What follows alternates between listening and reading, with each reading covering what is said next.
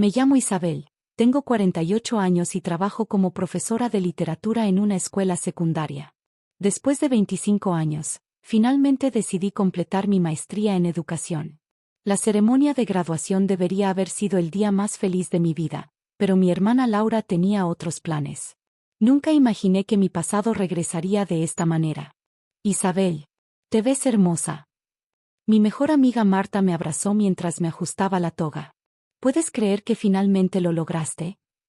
Honestamente, no, respondí, mirándome en el espejo del baño de la universidad. 25 años después, pero aquí estamos. ¿Tu familia ya llegó? Sentí un nudo en el estómago. Sí, mis padres están afuera. Y Laura también vino. Marta frunció el ceño. ¿Tu hermana? Pensé que no se hablaban desde hace 30 años, sí. Respiré profundo. Pero mamá insistió. Dijo que era tiempo de dejar el pasado atrás. ¿Ella sabe? No. Sacudí la cabeza. Nadie en mi familia sabe la verdad de lo que pasó ese verano. Solo tú. Marta me tomó de las manos. Isabel, has cargado con esto demasiado tiempo. Tal vez es momento de... No. La interrumpí firmemente. Lo que pasó, pasó. Ya no hay vuelta atrás. Si tan solo hubiera sabido lo equivocada que estaba.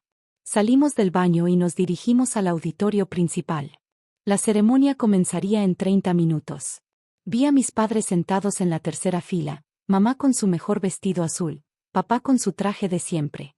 Y junto a ellos, Laura. Mi hermana menor, tan elegante como siempre en su traje ejecutivo. Directora de marketing de una importante empresa, casada, 2 hijos perfectos. La hija ejemplar que yo nunca pude ser. Nuestras miradas se cruzaron por un momento. Sus ojos verdes, idénticos a los míos, me atravesaron con ese mismo desprecio que llevaba 30 años perfeccionando. Isabel, cariño, mamá se levantó para abrazarme. Estamos tan orgullosos. Gracias, mamá. Le devolví el abrazo, ignorando la tensión en el aire. Felicitaciones, hermanita. La voz de Laura era dulce como veneno. Mejor tarde que nunca, ¿no? Laura. Advirtió papá. ¿Qué? Solo digo que es admirable ver a alguien perseguir sus sueños, aunque sea a los 48. Antes de que pudiera responder, los organizadores empezaron a llamar a los graduados para tomar nuestros lugares. Me despedí rápidamente y me dirigí al frente. Mientras esperaba que comenzara la ceremonia, mi mente viajó 30 años atrás. Al verano que lo cambió todo. Tenía 18 años, recién graduada de la preparatoria. Laura tenía 16 y ya entonces éramos como el día y la noche. Yo era la rebelde, la artista, la soñadora. Ella era la estudiante perfecta, la hija perfecta. Yo quería estudiar literatura y ser escritora. Ella ya planeaba su carrera en administración. Y entonces conocí a Miguel. Miguel era nuevo en el vecindario. 21 años, estudiante de Derecho, el hijo mayor de una familia acomodada que se mudó ese verano a la casa de al lado. Alto, inteligente, con una sonrisa que me hacía temblar las rodillas. Nos enamoramos como solo se puede a los 18. Rápido, intenso, sin pensar en consecuencias. Pasábamos las tardes en el parque, hablando de libros y sueños. Las noches escabulléndome a su casa cuando sus padres no estaban. Laura lo odiaba. O más bien, odiaba que él me hubiera elegido a mí sobre ella. Es un error, me decía constantemente. Él necesita a alguien de su nivel. Alguien con futuro. Pero no la escuché. Y cuando descubrí que estaba embarazada, mi mundo se derrumbó. Miguel había regresado a la universidad. Sus padres se mudaron poco después. No tenía forma de contactarlo. Esto era antes de celulares e internet.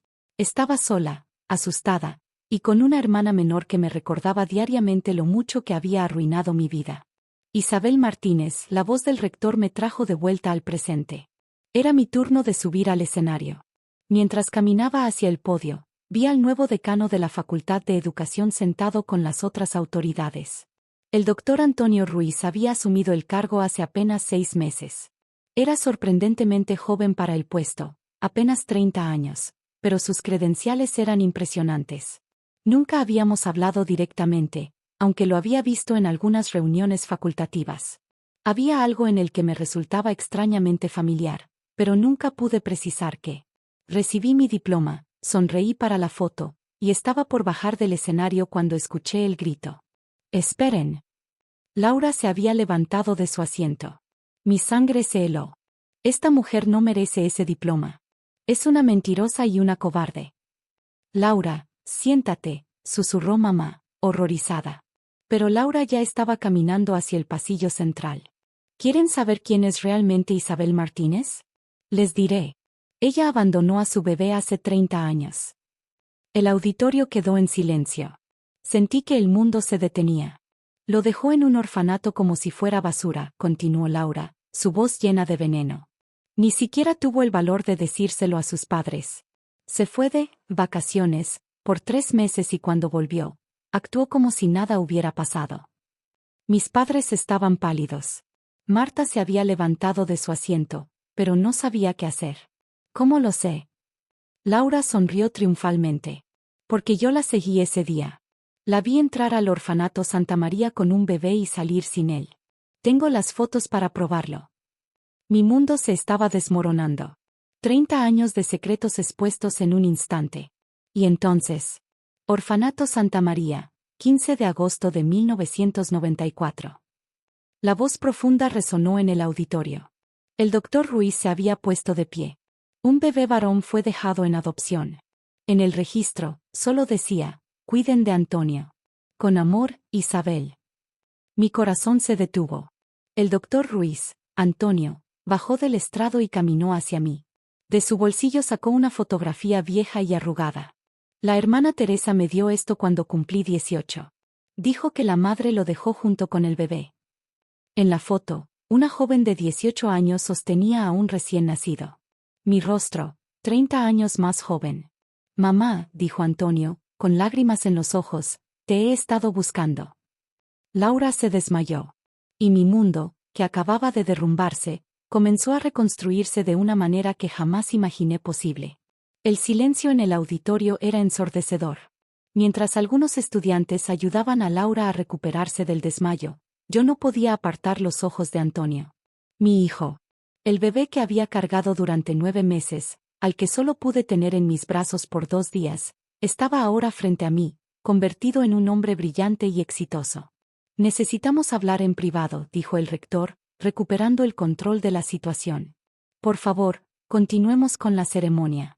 Doctor Ruiz, señora Martínez, pueden usar mi oficina. Como en un sueño, seguía a Antonio fuera del auditorio.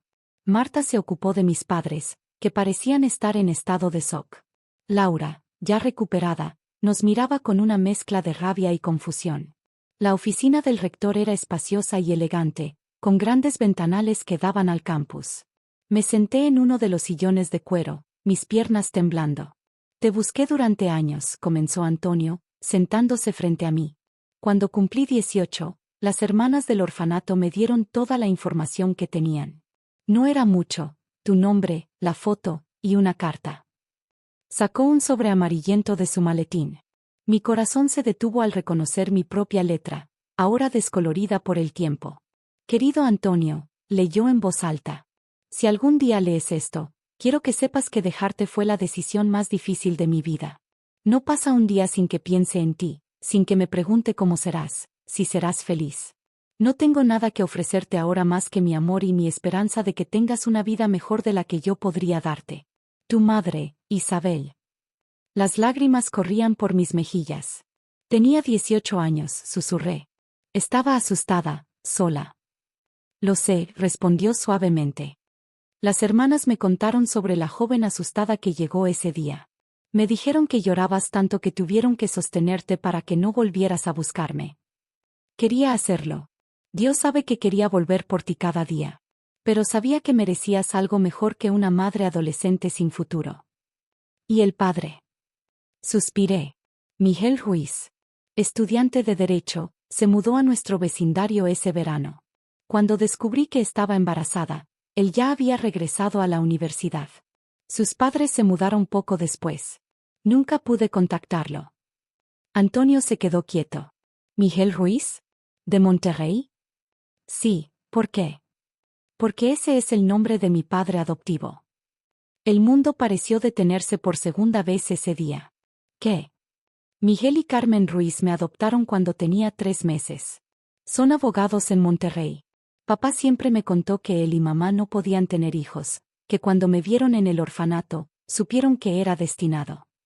Mi mente daba vueltas. Miguel, tu padre Miguel, tendría 21 años en 1994. Antonio asintió lentamente. Siempre me dijo que su mayor arrepentimiento fue dejar a su primer amor sin decir adiós. Que sus padres lo obligaron a mudarse cuando descubrieron que salía con una chica del vecindario. Él nunca supo, susurré. Nunca supo que estaba embarazada. Un golpe en la puerta nos interrumpió. Eran mis padres, junto con Marta. Laura se había colado detrás de ellos. Isabel, mamá tenía los ojos rojos de tanto llorar. ¿Por qué nunca nos dijiste? Porque yo la convencí de no hacerlo, intervino Marta. Yo fui la única que supo. La ayudé a esconder el embarazo, a planear la supuesta vacación, a encontrar el orfanato. ¿Y tú? Papá se dirigió a Laura. ¿Mantuviste este secreto todos estos años solo para revelarlo así? Laura levantó la barbilla, desafiante. Se lo merecía. Siempre fue la favorita, la artista, la especial. Incluso después de arruinar su vida, ustedes seguían defendiéndola. Y ahora mírenla, graduándose, con su hijo el decano. No es justo. ¿No es justo?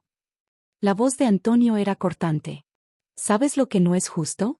Que mi madre biológica tuviera que enfrentar sola un embarazo a los 18 años. Que mi padre biológico nunca supiera de mi existencia. Que una adolescente celosa guardara un secreto tan importante solo para usarlo como venganza. Antonio, intervine, hay algo que debes saber sobre tu padre. En ese momento, mi teléfono sonó. Era un número de Monterrey. Con manos temblorosas, contesté. Isabel Martínez. Una voz masculina, familiar a pesar de los años. Soy Miguel Ruiz. Mi hijo Antonio acaba de enviarme un mensaje, creo que tenemos mucho de qué hablar. Los siguientes días fueron un torbellino de emociones y revelaciones. Miguel voló desde Monterrey esa misma noche. El reencuentro fue surreal, él, un abogado exitoso, yo, una profesora recién graduada de maestría, y entre nosotros, el hijo que sin saberlo habíamos criado juntos, separados por el tiempo y las circunstancias. Carmen, la esposa de Miguel, resultó ser una mujer extraordinaria. Lejos de sentirse amenazada, me abrazó con lágrimas en los ojos, agradeciéndome por el regalo que les había dado. Siempre supimos que este día podría llegar, me dijo. Antonio creció sabiendo que era adoptado, amado por 2 familias.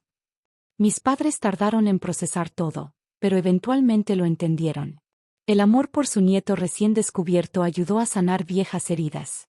Laura necesitó tiempo y terapia. Su intento de venganza había tenido un resultado muy diferente al que esperaba. Verme reunida no solo con mi hijo sino también con mi primer amor, ver cómo todo se acomodaba perfectamente, fue duro para ella. Lo siento, me dijo meses después. Pasé 30 años odiándote por algo que no entendía. Antonio decidió mantener su apellido Ruiz. Después de todo, Miguel y Carmen eran tanto sus padres como lo éramos nosotros. Pero ahora teníamos una relación nueva, diferente. No era madre e hijo en el sentido tradicional, pero éramos familia. Miguel y yo, decidimos tomar las cosas con calma. 30 años es mucho tiempo, y ambos teníamos vidas establecidas. Pero había algo ahí, una chispa que ni el tiempo había podido apagar. ¿Sabes?, me dijo una tarde, mientras tomábamos café en el campus. Siempre me pregunté qué habría pasado si me hubiera quedado, si hubiera enfrentado a mis padres. Yo me pregunté lo mismo. Pero mira a Antonio, tal vez las cosas pasaron exactamente como debían pasar. Y así fue como mi graduación, que debía ser el final de una etapa, se convirtió en el principio de otra completamente nueva. Una donde los secretos salieron a la luz, donde el pasado y el presente se encontraron, y donde descubrí que a veces, la vida tiene una forma curiosa de arreglar las cosas. Ahora, cada vez que veo a Antonio en su oficina de decano, cada vez que Miguel viene de visita, cada vez que Carmen me envía fotos de cuando Antonio era pequeño, siento que mi corazón se llena un poco más. Y Laura, ella aprendió que la venganza es como un boomerang, Nunca sabes cómo va a volver a ti.